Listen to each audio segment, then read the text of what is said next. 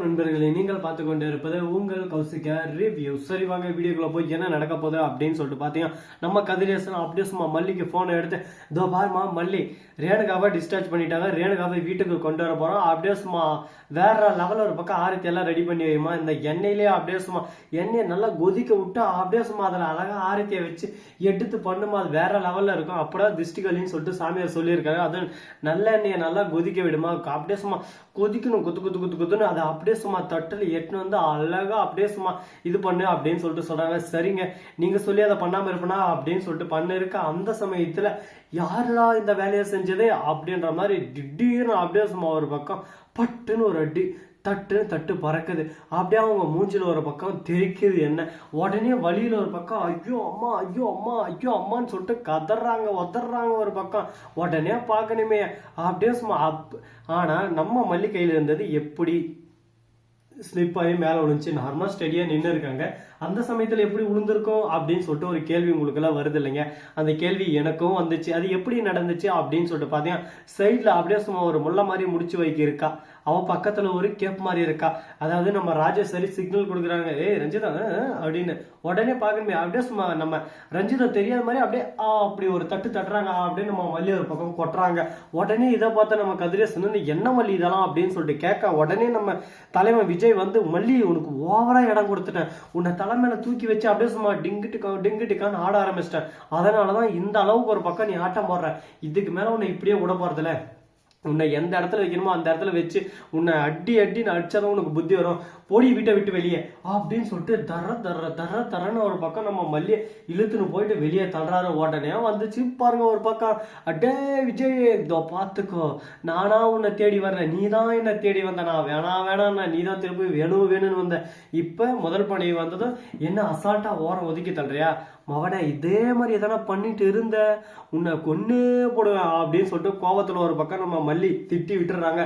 என்ன பேசுறது ஏது பேசுன்னு சொல்லிட்டு தெரியாம மல்லி பேசுறது எல்லாமே ரைட்டு தான், நான் பண்றதுதான் தப்பு, இந்த படுபாவல் பையன் பண்ணதுதான் தப்பு, நான் சைலண்டா என் பாட்டுக்கு நான் உண்டு என் பொழப்புண்டுன்னு இருந்திருந்தா இதெல்லாம் தேவையா, டே சொட்ட மாட்டியா கதிரேசா உன்னால் ஆனதுடா, நீ வந்து என் பொண்ணை என்கிட்ட இருந்து பிரிக்காம இருந்திருந்தேன்னா நான் போயிட்டு தேவையில்லாம இவங்க கிட்ட பேசி ஒரு பக்கம் மல்லி இந்த வீட்டுக்குள்ள வந்திருப்பாளா, நான் இந்த மாதிரி நிலைமையில நின்று இருப்பனா அப்படின்னு சொல்லிட்டு சோகத்துல வேதனையில கூனி குறுகி போய் நின்று இருக்காரு. அந்த சமயத்துல அன்னபூர்ணி வந்து அப்படியே சும்மா மல்லியை தாங்கி பிடிக்க, என் பொண்ணை வாடா வெளியே துரத்துறேன், அயோக்கிய ராஸ்கோல், உன்னெல்லாம் நம்பினது தப்பா போச்சு மல்லி, நான் அப்பயே சொன்னல இவன் காரியம் முடிஞ்சா அப்படியே கேப் மாதிரித்தனம் முள்ள மாதிரித்தனம் பண்றான்னு சொல்லிட்டு இவங்க கிட்ட கொஞ்சம் கேர்ஃபுல்லாவே இருக்கணும், அப்பயே உனக்கு சொன்ன, ஆனா நீதான் என் பேச்சை கேட்காம, அதெல்லாம் அப்படி இல்லை, விஜய் என்னோட உலகம், விஜய் என்னோட உசுறு, அவருக்கு நான் இல்லைன்னா ஒண்ணுமே இல்லை அப்படி இப்படின்னு சொல்லிட்டு டைலாக் விட்டேன். நீ இல்லைன்னா என்ன அடுத்த செகண்டே இப்ப ரேணுகா இருக்கா, அதனால பாத்தியா உன்னை ஓரமா ஒதுக்கி தள்ளிட்டாங்க. இதுக்குதான் சொல்றது, எந்த அளவுக்கு ஒரு பக்கம் நம்ம எல்லாருக்கும் இடம் கொடுக்கணுமோ அந்த அளவுக்கு தான் நமக்கு திரும்ப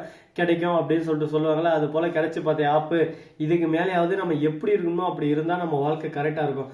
அதை விட்டுட்டு நாம என்னென்ன பண்றோமோ அதுதான் நமக்கு ஒரு பக்கம் பின் விளைவுகளா வரும். அந்த பின் விளைவுகள் நமக்கு நல்லாவே வந்துருச்சு இல்ல, இதுக்கு மேல நம்மளோட வாழ்க்கை எப்படி மாறப்போகுது என்ன பண்ண போறோம்னு சொல்லிட்டு தெரியல. ஆனா வாழ்க்கை ரொம்ப கஷ்டப்பட போறோம், கஷ்டத்து மேல கஷ்டம் நமக்கு வந்துகிட்டே இருக்க போது. இதுல இருந்து எப்படி நாம ஸ்டெடியாகி எப்படி நாம நேரா நின்று வரப்போற வாழ்க்கையில முன்னேறின்னு சொல்லிட்டு தெரியலன்னு புலம்பிட்டு இருக்காங்க. சரி, இந்த மாதிரி எல்லாம் ஒரு பக்கம் புலம்பிட்டு இருந்தாலும் அதே சமயத்துல மறுபக்கம் என்ன நடக்குது அப்படின்னு சொல்லிட்டு பாத்தீங்கன்னா, நாம என்னதான் ஒரு பக்கம் புலம்புனாலும் அதை பத்தி எல்லாம் இந்த காதல் வாங்கி இந்த காதல் வாங்கி இப்படி விட்டுட்டு போயிட்டே இருக்கணும். அதை பத்தி நம்ம கண்டுக்கவே கூடாதுங்க. அதை விட்டுட்டு நம்ம தேவையில்லாம புலம்புறதுனால ஒன்றும் நடக்க போதில்லை. இதுக்கப்புறம் என்ன நடக்க போகுது அப்படின்னு சொல்லிட்டு பாத்தீங்கன்னா, நம்ம மல்லி இருக்காங்கல்ல, அவங்க வந்து சிறப்பான ஒரு ஆட்டத்தை ஆரம்பிக்க போறாங்க. எதுக்காக அப்படின்னு சொல்லிட்டு பாத்தீங்கன்னா, அவங்களோட ஆட்டத்துல நம்ம பேச்சே இல்லைங்க, அவங்க ஆடுறதுதான் ஆட்டம் அப்படின்னு சொல்லிட்டு முடிவு பண்ணிட்டாங்க. இதுக்கு மேல விஜய் உனக்கு பாவம் பண்ணின்றதே இல்லை, எப்ப இந்த மல்லியவே அசிங்கப்படுத்தினியோ உன்னை சும்மா விடமாட்டேன் அப்படின்னு சொல்லிட்டு தானே வாக்கு வருது எடுப்பாங்க. ஆனா அவங்க அப்படி இருக்குல்ல, ஏய் ராஜேஸ்வரி ரஞ்சிதம் பிளான் பண்ணி கச்சிதமா என்ன தள்ளிட்டீங்கல்ல, அடியே சுடரி, நீ சுடரிதான் இந்த வீட்டுக்கு நான் நிரூபிக்க போறேன், நீ உண்மையான ரேணுகா இல்லன்றத உண்மையை நான் உடைப்பேன், அப்ப தெரியும் நான் யாருன்னு சொல்லிட்டு. ஐயோ பாத்தீங்களா, நான் இந்த வீட்டுக்கு எதுக்காக வந்தேன் என்னத்துக்காக வந்தேன்னு எனக்கே தெரியல, என்ன பாருங்க எப்படியெல்லாம் ஒரு பக்கம் பயமுறுத்துறான்னு சொல்லிட்டு எனக்கு ரொம்ப பயமா இருக்கு விஜய். மல்லி ஒழுங்கு மரியாதை நீயா போயிட்டா நல்லது, நானா போ வச்சுனா கேவலமாயிரும் அப்படின்னு சொல்லிட்டு சொல்ல. ஐயா சாமி, இவ்வளோ நேரம் நீங்க பண்ணதே போதும், இதுக்கு மேல நீங்க இன்னும் பண்ண வேணாம், நானே டீசெண்டா அந்த வீட்டை விட்டு போயிடுறேன் அப்படின்னு சொல்லிட்டு மல்லி சொல்ல ஆரம்பிச்சிடறாங்க. என்னடா இது நம்ம மல்லிக்கு வந்த கஷ்டம், மல்லி எப்படி இருந்தாலும் போய் இவங்ககிட்ட எல்லாம் கேள்வி வாங்கினா அசிங்கப்பட்டு அவமானப்பட்டு துக்கப்பட்டு போகிற நிலைமைக்கு தள்ளப்பட்டு இருக்காங்க. வெண்பா இருந்துன்னு என் அம்மா இல்லாதாலும் நான் எதுக்குண்ணா, எனக்கு என் மல்லி அம்மா தான் முக்கியம், நானும் போறேன், டாட்டா பாய் பாய் அப்படின்னு சொல்லிட்டு திரும்பி போயின்னு இருக்காங்க. என்னடா இது கூத்து, நம்ம வெண்பா அப்படி எங்கதான் போறாங்க அப்படின்னு சொல்லிட்டு பார்த்தேன். வெண்பாவுக்கு மல்லி ரொம்ப முக்கியம், மல்லி இல்லாத வீட்டுல நான் இருக்க மாட்டேன்னு சொல்லிட்டு வெண்பாவும் கிளம்பிடுறேன். உடனே நம்ம விஜய் கையை பிடிச்சி தரதான்னு எழுத்துன்னு வர்றாரு. நானும் வெண்பாவுக்கு அம்மா தான், அந்த காட்சி எல்லாமே இருக்கு, நீங்க எங்கிட்ட இருந்து வெண்பா பிரிக்க பார்த்தீங்கன்னா நான் கோர்ட்டுக்கு போவேன் அப்படின்னு சொல்லிட்டு மல்லி ஒரு பக்கம் சண்டை போட ஆரம்பிக்கிறாங்க. திரும்ப முதல்ல இருந்தடா டேய்,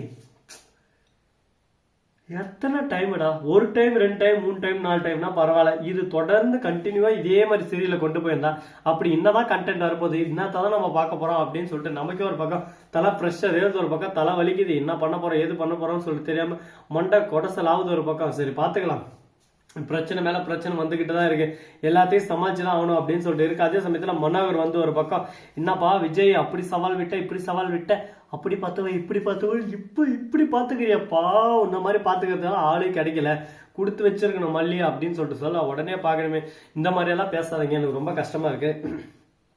இந்த வீடியோ பிடிச்சிருந்தா லைக் பண்ணுங்க, கமெண்ட் பண்ணுங்க, ஷேர் பண்ணுங்க, டிண்டிங் பெல்ல தட்டி விட்டு போங்க, அப்பதான் நாம் போறோம் அடுத்தடுத்த வீடியோ உங்களுக்கு உடனுக்குடன் நோட்டிபிகேஷன்ல வந்து கொண்டே இருக்கும். மிக்க நன்றி, தேங்க்ஸ் ஃபார் வாட்சிங், டாடா, see you, நன்றி, வணக்கம், வந்தனம், வருக தருக.